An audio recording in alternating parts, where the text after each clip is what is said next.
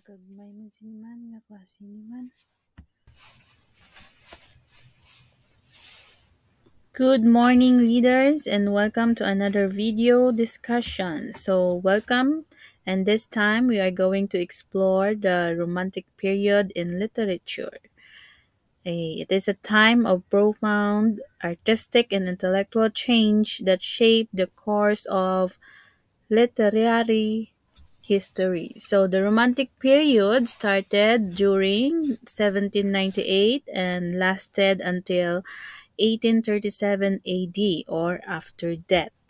So before we dive in, let's have first um, the definition and a little of his historical background. So as I have said, Romantic period started from 1798 to 1837 AD. So Romantic period is a reaction, was actually a reaction against the Industrial Revolution and the Enlightenment's emphasis on reason and science. So, spanning roughly from the late 18th century to the mid 19th century, so it is a reaction from the Industrial Revolution. So, enlightenment or the period of enlightenment, it refers to the emphasis of reason and science on the literary field. So it was a time when people yearned to reconnect with the nature and emotion and individualism. So while in enlightenment period, it focuses on improvement or reason, science, logic, in all of that. So in the time of romantic period, it focuses on reconnection, going back to the nature, and then emotion. Literary pieces are focused on emotions and in the individualism. So it is also referred as the age of revolutions. Why is that? Because the French Revolution and its ideals of liberty, equality, and fraternity profoundly influenced the Romantic writers, inspiring them to champion or to win freedom over the power of the human spirit. So, as I have said earlier, period, it is the return to nature, and its literary pieces or the themes of literature that time reflects nature, creativity, and inner feelings. When we say inner feelings, this concerning the emotions that authors or literary, yeah, the authors, they're experiencing. So, and also because of the influence of French Revolution, and so the Romantic period flourished. So, so much with the background. Here, I have a little of a comparison between the Enlightenment period and then the Romanticism. So once again, when we say the Romantic period, it refers to the um, time when Romanticism evolved or Romanticism flourished. While Romanticism itself, it is a movement. So a movement of reaction, a movement against the Industrial Revolution. So during the Enlightenment period, as I have said also earlier, it was more of a reason or science, the logic, the reasoning, more or looking for improvement. So after the French Revolution and then the Industrial Revolution, there comes the changes that everything started to be more evolving or more improving rather. So there's people on that time on the during the Enlightenment is more looking for improvement where before, uh, they are contented already with what they have, but on the enlightenment period they are seeking for more, and then so machines and technologies are arising during this time. So during the romanticism, it is more of a passion or emotion, so they are more passionate. And then on the enlightenment period, it focuses on human nature. That means uh, it is the nature of a human. But on the romanticism, they focusing on nature, which means going back to the nature. All the literary elements or all the literary pieces, they get their inspiration. The authors get inspiration with nature. So a simple backdrop of a falls maybe, or any like mountains, or any something related to nature. So and then during the enlightenment, there they believe that man over nature. So they believe that man should govern the nature. It is the man that is more powerful over the nature, while in romanticism it's the opposite, nature over man. They believe people during romantic period, during the romanticism, believe that everything that a man have is because of the nature. So that's why, as I have said earlier, the romanticism period is the period of return to nature. So everything that man or people are experiencing, they are giving back thanks to the nature. And then, while in the Enlightenment period again is more of forward looking, as I have said, they are seeking for more improvement and more changes of their daily lives in everything. Uh, come to think of it, as they want to go forward, not looking back to where you are. While on the romanticism period, it is again the opposite, because they are backward looking. They are still um, grateful for what they are experiencing on their current life. They have this thinking that they should be grateful of what happened in their past. So everything that happens in their current life or in the present, they think of it as it is because of their past. So that's why they are more focusing on the past happening, always looking backward. So during the Enlightenment, the Middle Ages is doesn't have any effects for the Enlightenment people, while during Romanticism, Middle Ages plays very pivotal. Uh, yeah, it gave the Romantics sudden change. So that's it for the little comparison between Enlightenment and Romanticism. Now let's move to the Romantic literature themes. Let's talk now about the literature themes during the Romantic period. So at the heart of Romantic literature, there are several key themes. First, the nature. Pwede ba ito hindi siya hindi siya ma-move. Okay, hindi siya makita yung slide ko.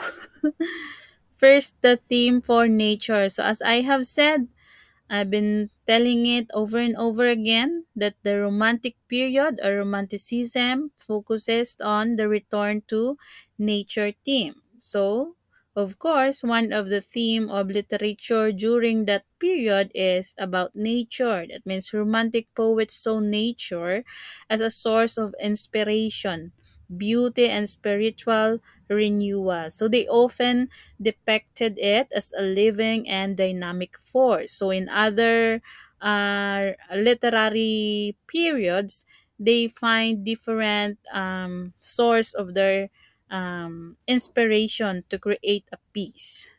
So then the next one is emotion and imagination. So romantic period, it talks about more on emotion, and then imagination. So, romantic writers highly valued emotional depth and the power of the imagination, often exploring themes of passion, love, and melancholy. So, when we say emotion, this includes different emotions that we feel, that the love, the passion, maybe some loss or longingness.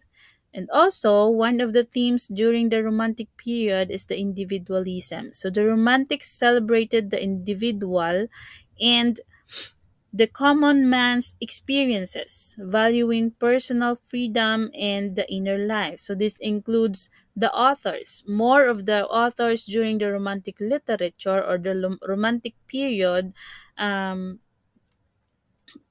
more of their themes is more of individualism. The more that they are applying this kind of themes, it means that they are experiencing, so true to life experiences.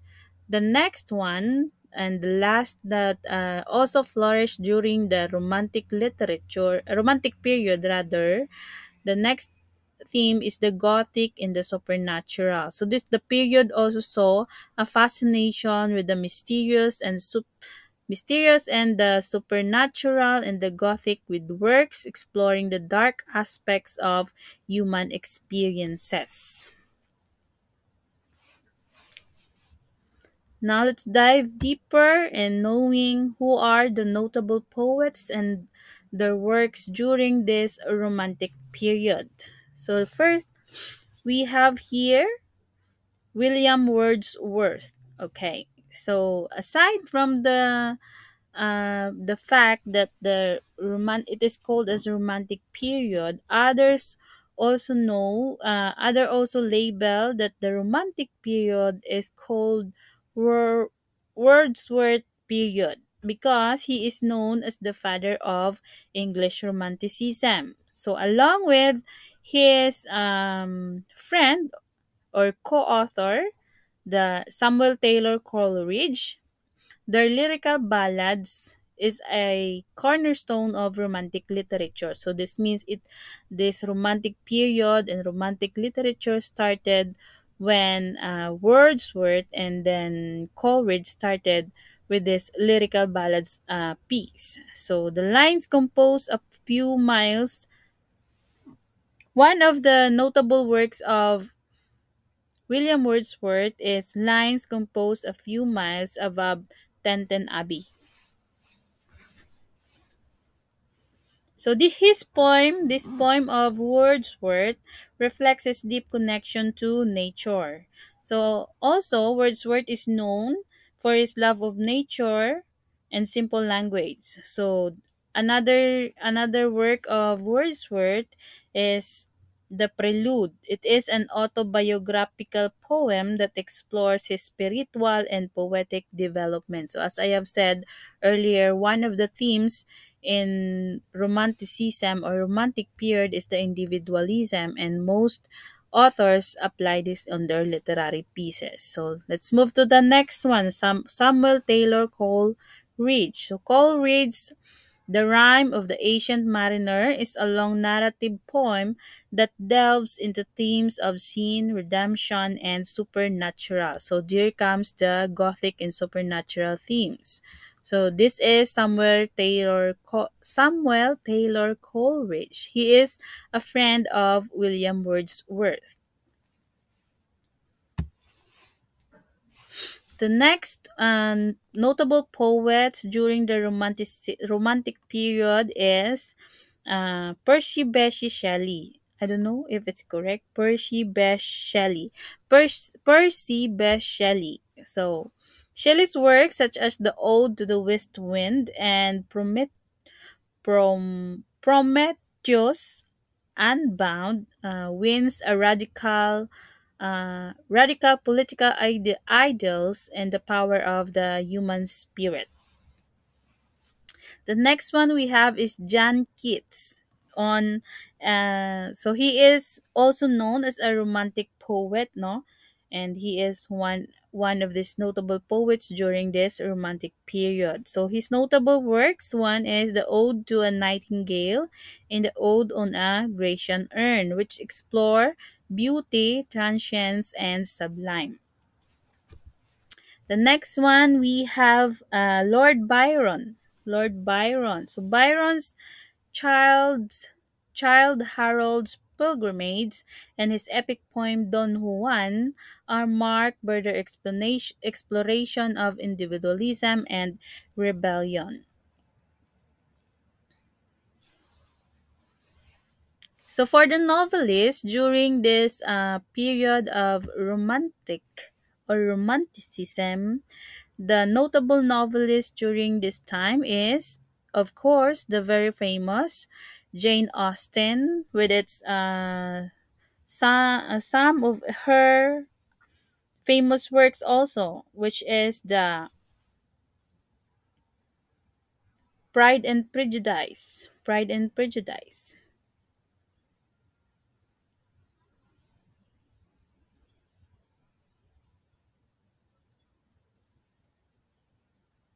The next is also one of her work is Sensibility.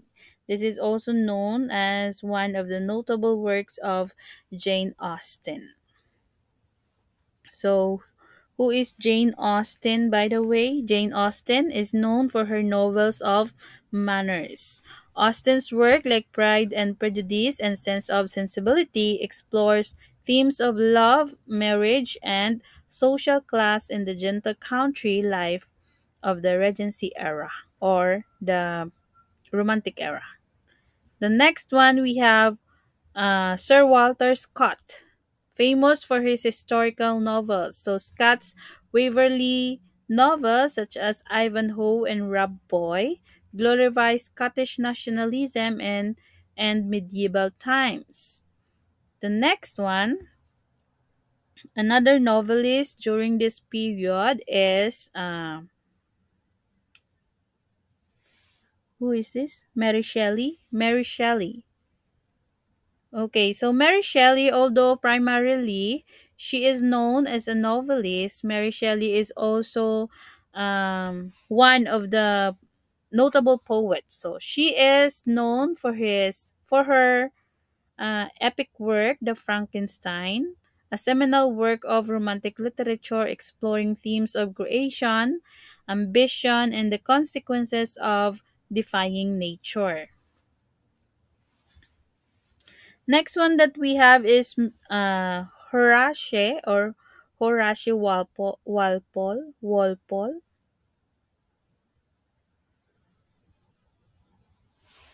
Horace Walpole is an English author best known for his novel The Castle of Otranto. So, published in 1764, it is often regarded as the first Gothic novel during that time. The story is set in a haunted castle and combines elements of medievalism and terror, creating a style that has influenced Gothic literature ever since. So Walpole also was inspired to write the novel after a nightmare he had at his Gothic revival home, Strawberry Hill House. The novel's aesthetic has shaped modern day Gothic books, films, art, and music, and even the Goth subculture. So these novelists and their works are celebrated for their emotional depth, exploration of individualism, and vivid portrayal of the human experience. The Romantic period was a time when literature began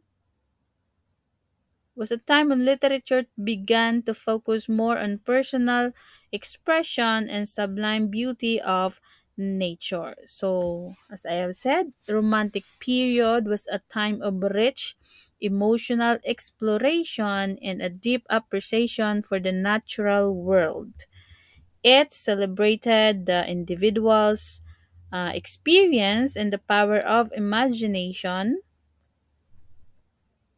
leaving indelible mark on the literary landscape. So, as we revisit the works of Romantic poets and writers, we are reminded of the timeless quest for beauty, truth, and emotional depth that continues to inspire us today. So, these changes and period of literary is also can had also contributed to what we are uh, experiencing, the themes and then the genres of literature that we have today. So that's all for the romantic period. Thank you, and thank you for listening, and God bless.